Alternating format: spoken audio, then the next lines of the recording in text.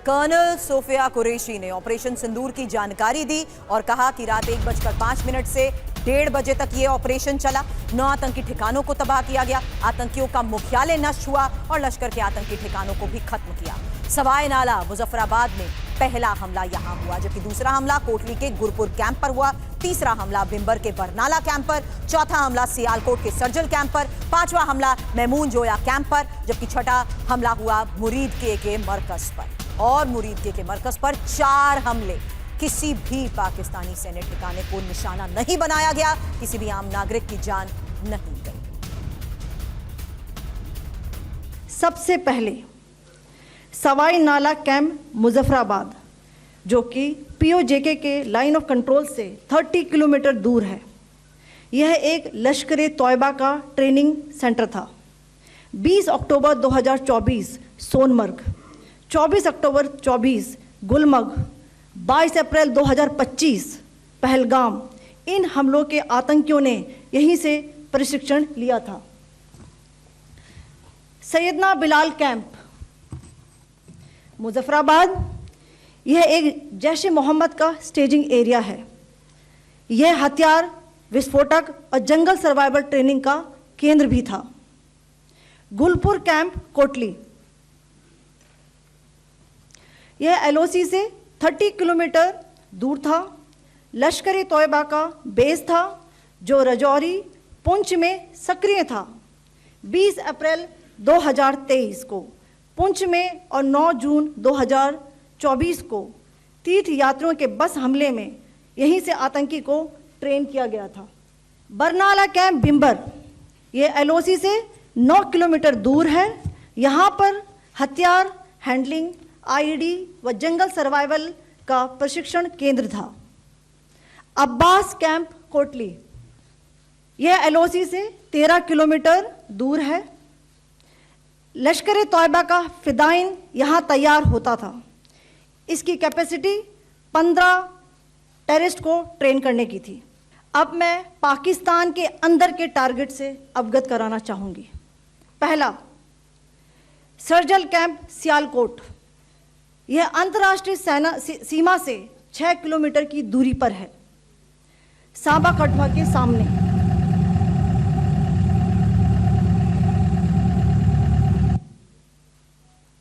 मार्च 2025 में Jammu and Kashmir police के 4 जवानों की जो हत्या की गई थी, उन आतंकवादियों को इसी जगह पर ट्रेन किया गया था। दूसरा, महमूना जाया कैंप सियालकोट, यह 18 से 12 किलोमीटर आईबी से दूर था। हिजबुल मुजाहिदीन का बहुत बड़ा कैंप था। यह कठुआ जम्मू क्षेत्र में आतंक फैलाने का नियंत्रण केंद्र था। पठानकोट एयरफोर्स बेस पर किया गया हमला भी इसी कैंप से प्लान और डायरेक्ट किया गया था। मरकज ताइबा मुरीद के, यह आईबी से 18 से 25 किलोमीटर दूरी पर है। 2008 के मुंबई हमले के आतंकी भी यहीं से प्रशिक्षित हुए थे। और देखिए, विदेश सचिव की तरफ से जो कहा गया, इसको लेकर बड़ी खबर आपको बताएं। जवाब देने के अधिकार का प्रयोग किया गया। विक्रम मिस्री की तरफ से कहा गया कार्रवाई नपी तुली और जिम्मेदारी पूर्ण थी। भारत ने हमलों का सटीक जवाब दिया है। विदेश सचिव की तरफ से कहा गया प्रेस कॉन्फ्रेंस में, भारत ने जिम्मेदारी से कार्रवाई की है। आतंकवादियों के आका को भी सजा इस बार दी गई है। जो भारत ने कहा था कि न सिर्फ आतंकी बल्कि उनके आकाओं का सफाया होगा, यह बात विक्रम मिस्री की तरफ से बताई गई है। विदेश सचिव की तरफ से प्रेस कॉन्फ्रेंस में एक डिटेल सामने रखी गई। आज सुबह, जैसा कि आपको ज्ञात होगा, भारत ने इस तरह के सीमा पार हमलों का जवाब देने और उन्हें रोकने तथा उनका प्रतिरोध करने के अपने अधिकार का प्रयोग किया है। यह कार्यवाही नपीतुली, नॉन एस्केलेटरी, आनुपातिक और जिम्मेदारी पूर्ण है। यह आतंकवाद की इंफ्रास्ट्रक्चर को समाप्त करने और भारत में भेजे जाने वाले संभावित आतंकवादियों को अक्षम बनाने पर केंद्रित है। और पहलगाम हमले का बदला लेने पर देश में जश्न का भी माहौल है। हमले में जान गंवाने वाले सेना लेफ्टिनेंट विनय नरवाल के शहर हरियाणा के करनाल के लोगों का क्या कहना है, देखिए संवाददाता पुनीत शर्मा की ये रिपोर्ट। और आप देखेंगे कि करनाल में इस वक्त हम लोग मौजूद हैं और जो तमाम लोग हैं करनाल के वो कहीं ना कहीं खुशी मना रहे हैं। इनका बदला पूरा हुआ है क्योंकि पहलगाम में जो 22 अप्रैल को हमला हुआ था आतंकी, उसमें करनाल के भी कमांडर नेवी के विनय नरवाल की निशंसता से पॉइंट ब्लैंक रेंज पर गोली मारकर हत्या की गई थी। एक एक करनाल वासी, एक एक देशवासी उस वक्त रो रहा था और ये सभी लोग जो यहाँ पर मौजूद है करनाल के, ये उस वक्त बदले की मांग कर रहे थे और सबको उम्मीद थी कि प्रधानमंत्री नरेंद्र मोदी जल्द से जल्द बदला लेंगे। और आज वो घड़ी आ गई जब रात 1:05 पर भारतीय सेना ने एयर स्ट्राइक किया पाकिस्तान के 9 ठिकानों पर, अंदर 100 किलोमीटर तक जाकर के उन पर मिसाइल दागी और इसमें 50 से ज्यादा आतंकियों को मार गिराया। और इतना ही नहीं, जो मौलाना मसूद अजहर है उसके परिवार के भी 14 लोगों को बहावलपुर के आतंकी कैंप में मार गिराया गया। तमाम लोग मौजूद हैं, आज उनसे बात करेंगे सीधे।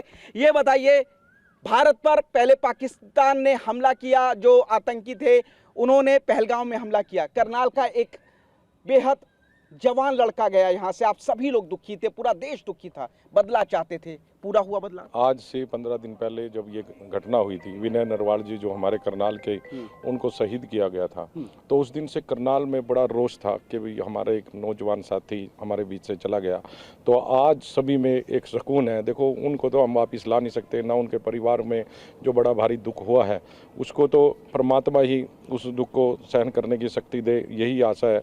लेकिन जो बड़ा भारी दुख सहन करने के परमात्मा ने आशीर्वाद दिया है, हम उसको किसी तरह से उसको सहन कर पा रहे हैं। लेकिन आज मोदी जी ने ये दिखला दिया कि जो भारत की तरफ एक आंख उठाकर भी देखेगा तो उसकी वो फोड़ दी जाएगी, और वही किया है भारत माता के इस लाल ने। आज नरेंद्र मोदी ने उनको उनके कई 9 ठिकानों पर आज हमला करके उसको निस्तो नाबूद करने का प्रयास किया है। अगर अब भी पाकिस्तान नहीं संभलता, फिर वो मेरे हिसाब से पाकिस्तान का अब की बार पत्ता ही साफ हो जाएगा। पत्ता ही साफ हो जाएगा। 22 अप्रैल को जो घटना घटी, आज 7 मई है, महज 15 दिन लगातार आप लोग हर रात इंतजार कर रहे थे कि अब हमला होगा, अब हमला होगा। बिल्कुल इंतजार था और यही उम्मीद थी नरेंद्र मोदी जी से, जो देश के प्रधानमंत्री हैं, और एक बहुत इच्छा थी मन में बदले की, जो धर्म पूछकर हमारे भाई को, हमारे 26 के 26 हमारे देश के जो हमारे बेटों को हमने खोया है, हमारे भाइयों को हमने खोया है, बड़ा अफसोस था। लेकिन रात को जो स्ट्राइक करके जो देश ने और भारतीय आर्मी ने जो किया है, उनके लिए उनका सल्यूट है। और मैं ये इस जवाब से पाकिस्तान को ये सबक मिलना चाहिए भी, अगर आज के बाद दोबारा कोई कार्रवाई हमारे देश की तरफ आंख उठा के करके देखी गई तो उसका जवाब इससे भी खतरनाक तरीके से दिया जाएगा। ये तो एक ट्रायल था, उनको पिक्चर दिखाई गई है। अगर अब कोई कार्रवाई अगर गलत की गई पाकिस्तान की तरफ से तो उनको इससे भी खतरनाक जवाब मुंह तोड़ दिया जाएगा। और मैं नरेंद्र मोदी जी का और अपने देश की सेना का बहुत बहुत धन्यवाद करता हूँ, करनाल की तरफ से, अपने करनाल के भाई बहन की तरफ से। और वो विनय नरवाल जो बेचारा गया, उसकी ओर से भी, उनके परिवार की ओर से भी, आज उनके पिताजी ने भी बड़ी बेहद दुखी मन हृदय से अपने स्टेटमेंट दी और उन्होंने भी पाकिस्तान को दोबारा यही जवाब दिया है भी अगर अब दोबारा कोई हरकत की गई तो इससे बुरा उनको संदेश दिया जाएगा। जो जैसा करेगा उसको वैसी सजा मिलेगी। ये आज का भारत है, ये आज की भारतीय सेना है। और भारतीय सेना ने जिस बहादुरी के साथ, जिस ताकत के साथ उनके घर में घुस कर के उनको उनकी क्रूरता का बदला लिया है, ये भारत हमेशा भारतीय सेना को याद रखेगा, नरेंद्र मोदी जी को याद रखेगा। और नरेंद्र मोदी जी, मोदी है तो मुमकिन